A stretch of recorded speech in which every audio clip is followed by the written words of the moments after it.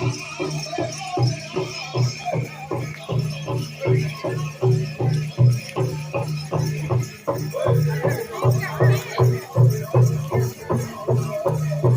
got too closer. Yeah, you're fine.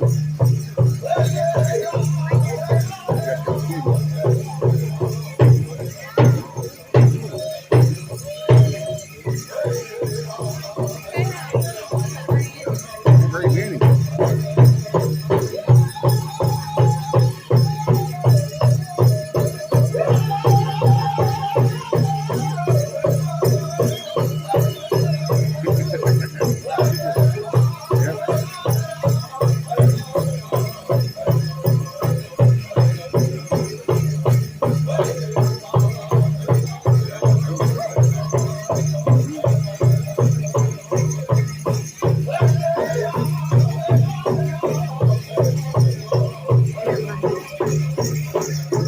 Can't see my shades. It's too dark.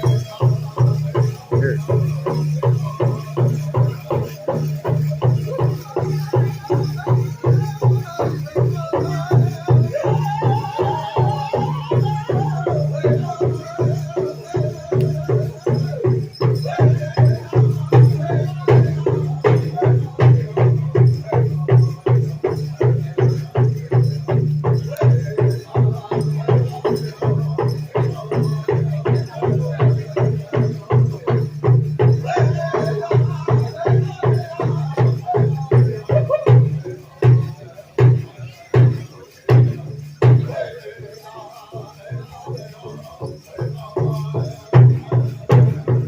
Let's give our dancers a round of applause. Yeah. That's right, gentlemen. We're going to bring out our men's traditional dancer. Come on out. This is one of the original styles of dance when the Powells came to be. They had a men's northern style and a men's southern style. Charles here, he'll be doing our northern style rendition today. This is what you would call the oldest form of interpretive dance in North America. When the Powells came to be, they would bring the dancers and they would tell a story. Maybe they were on the hunt, searching for animal, searching for prey, bring home some food for the family. Maybe it was a horse stealing party. Maybe he's telling the tale while in battle, what occurred on the battlefield. So as he dances, you'll see maybe he's bent over. He's looking at the ground, he's looking at tracks, he's looking for sign of his prey, of the enemy. Maybe he's using his fan to shield the sun from his eyes so he can find the enemy. Maybe you see him raising his stick up, he's going to count coup on his enemy, or he's blocking. You know, he's signaling to his other tribesmen where people are, he's pointing. So as he's dancing, you can watch and kind of get a description. Maybe you see the story that he's telling.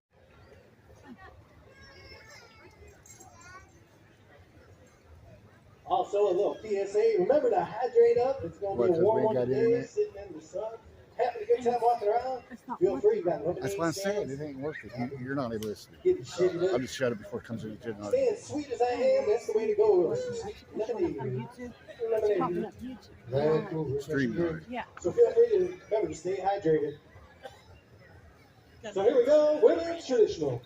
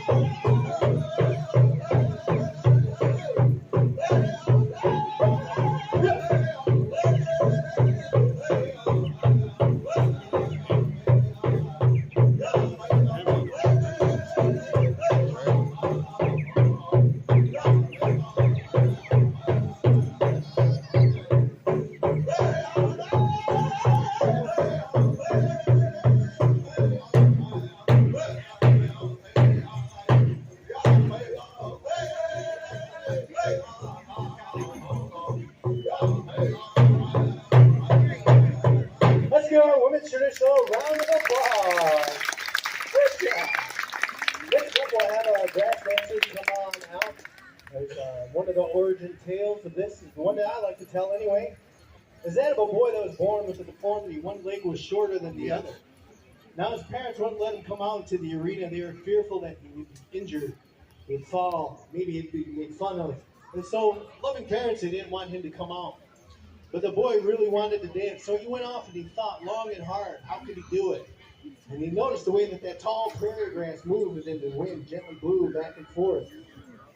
So the ribbon that we have on for grass dancers, as you see Quincy out here with the ribbon that he has, that's what that represents, is that tall prairie grass. Where that boy had taken it, grabbing handfuls of it, sticking into his cuffs, his headband, his belt, wherever he could fit it, wherever it would stay. And he came out into the arena and he started to dance. As I said, he had that deformity. So maybe he had stumbled to his right to cover that up, to hide that fact. He did the same move to the left. And to this day, that's the way grass dancers will dance, the mirror image. So if you tap your right foot 4 times, you're going to tap your left foot 4 times as well. The elders, they were impressed with what this young man had done, the style he created. They formed in honor of him, forming the Grass Dance Society. So before they set up encampment, they would come and call the Grass Dance Society to come forward. And they would dance, knocking down that tall prairie grass, scared off maybe an enemy that was in hiding, chasing off any of the snakes or little animals that could harm the children. And today, even before many Apollos start, they'll call forth all the grass dancers to come on out and dance down the grass to make it easier for all the other contestants and participants to dance. So if that will give you a demonstration, this is the grass dance.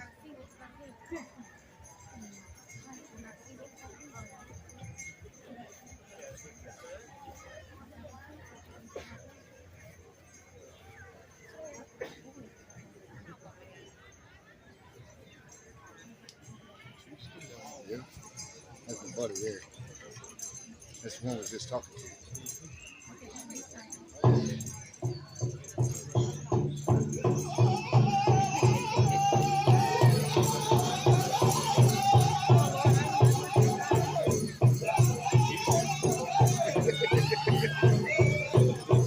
Yeah, all the way around.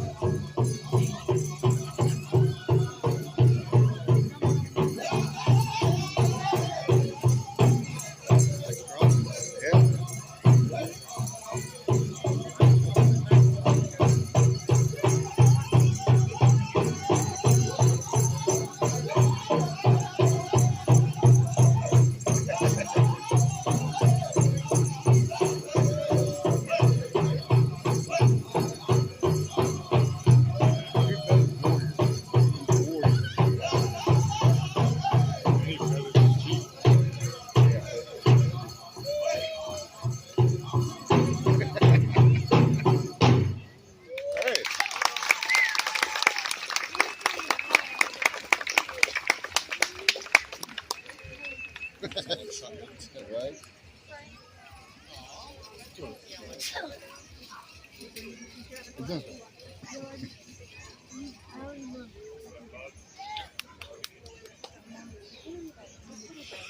Come on up. Now this comes to us from the Ojibwe people. Particularly this style comes from Whitefish Bay, Ontario. As a young boy, he kept having visions and dreams. He wasn't sure what it meant, so he asked his elders, the medicine men of his tribe. And they all told him these are lessons, life lessons he needed to remember. He was being taught something. He needed to remember these dreams. His name was Panache Bird. It wasn't until he became a grandfather himself to where these dreams came to fruition. His granddaughter, her name was Maggie White, became deathly ill. And that's when he remembered these visions and dreams that he had. So he went off and he cut cones from the Copenhagen lid, hand rolling 365 of them, having good thoughts and prayers as he did so. He put that dress upon his granddaughter and she danced. Maggie became a grandmother herself. She lived on. And she was the one that brought this out from the Jingle Dress Society, which is kind of behind closed doors for ceremonial purposes. and brought it on out into the arena, into the powwow world. It's one of the most popular styles among young Native women today. You want to hold this? Again, it's known as that healing dance, a healing dress. I don't want to. Oftentimes, if there's sickness, we call for First one is. all the jingle dress dancers to come on out and dance and help with the healing. Means we have So to with get that, one we'll give you a demonstration. This is the women's jingle.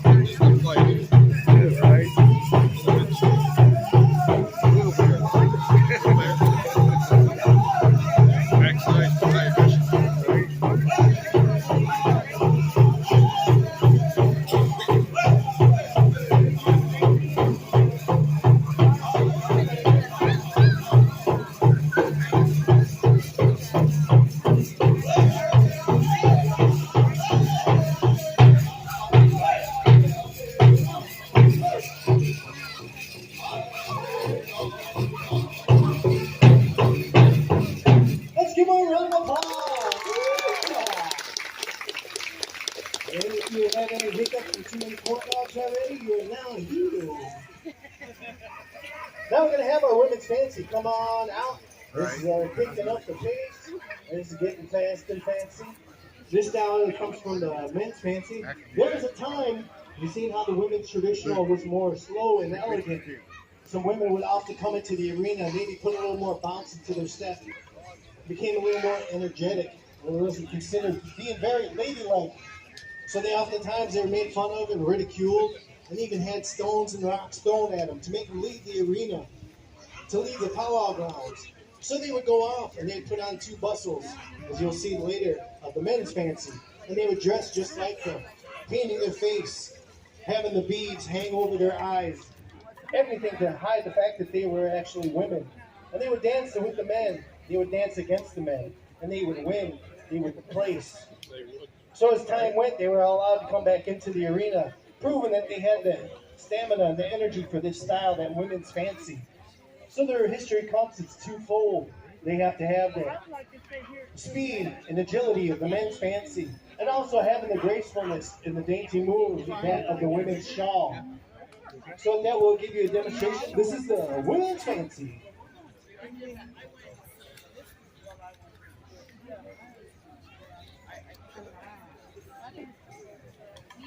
Mine is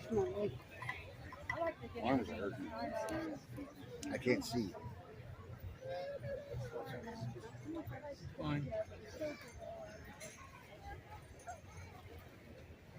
Hey, and also, you guys like these moves, you just keep on cheering. And they'll start doing more stuff. Tracy, she'll start spinning faster. Asking them, is there a style of dance you can do, a real show-stopping type number? And they went and they thought, and they sang songs. And they noticed the way the horses moved to the beat of the drum. When they sped up, the horses started to move faster. So that's kind of what this men's fancy dance is all about, that speed and agility, like that of the horse. You see the white angora that they have, representing that white tuft of hair above the horse's hoof you'd often see. You see the high leg kicks, picture that horse out in the mountains, just rearing up, braying away, bucking. That's what you're going to see, that high energy jumping around. Now these guys will do some cartwheels, some splits, jump around. Oh, they like the attention. So the more you cheer, the louder you hit, the more you'll get from them. So it's time to get fast and fancy. Here we go, men's fancy.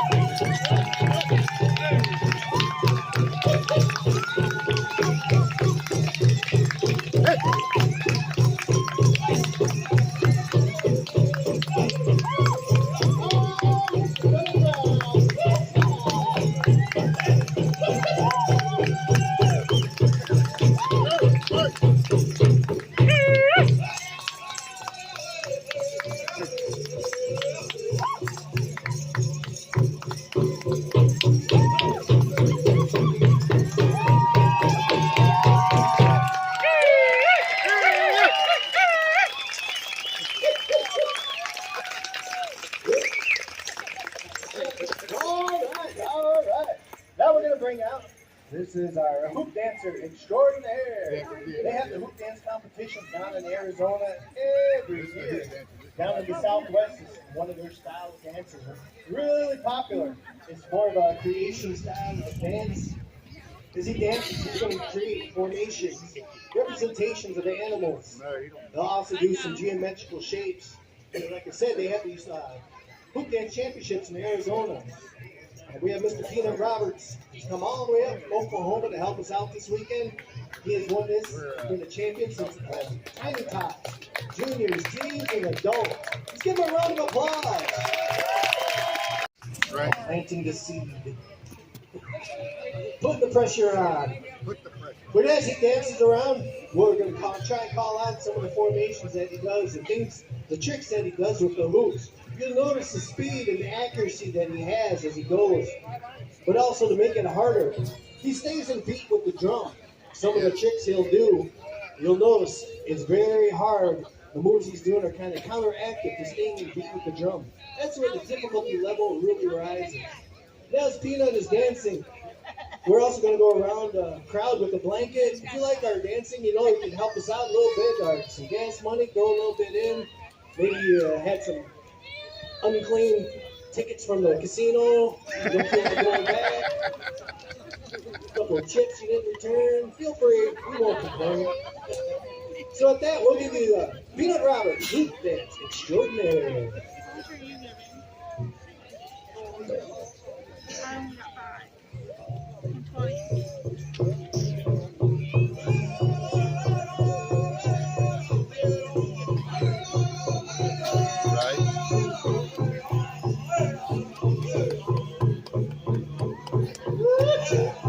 Notice the speed that he has.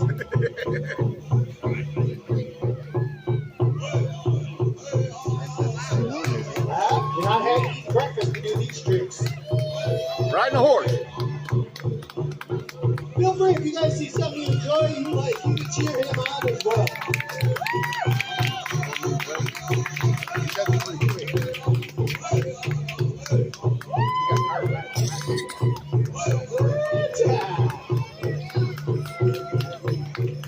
I gotta train myself. That's the fellow. Here we go. Two hoops, two different directions. Cheer him on. Oh, you're fancy. Notice how he doesn't use his hands. He doesn't bend over to pick them up and do the next move. You know what happens when you mess with the ball? You're going to get the horns. Don't worry though, it's just Mickey Mouse. Good job. That time of the season, out comes the dreaded mosquito.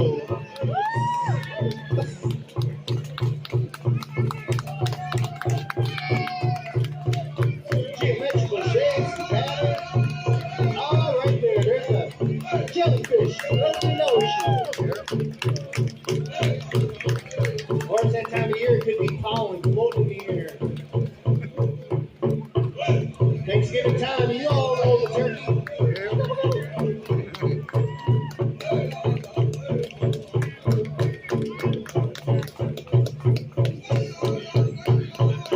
All right, we're going to up the degree of difficulty. 4 hoops, 2 in different directions.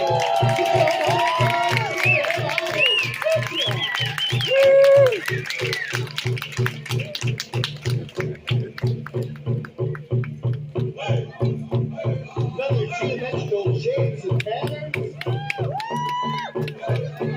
Yeah, I got that one. In case you missed it, his left hand was doing an extra spin on the 1 hook. Oh, we hit the green. Oh, there we go, the 2 games flying around. When you see that rose in full bloom, the rosebud.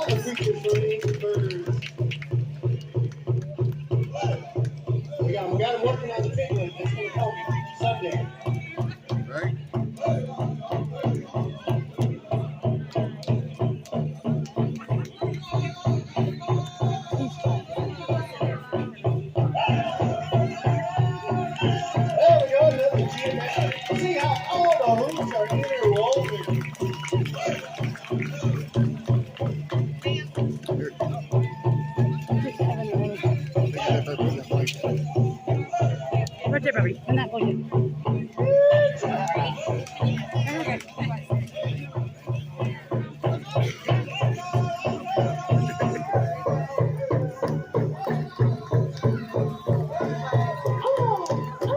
Like a pterodactyl.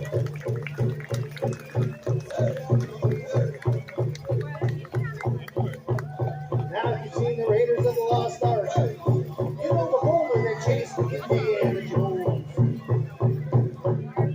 Drop himself in the hoop. Just kidding, it's the whole world.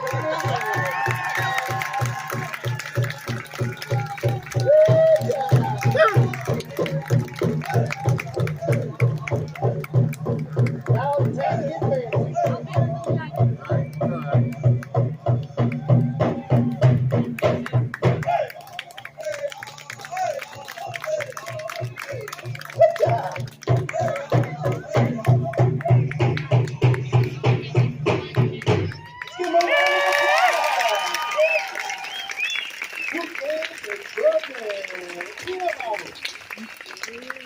Now at this time we're going to have what's known as our social dance. A lot of the kids love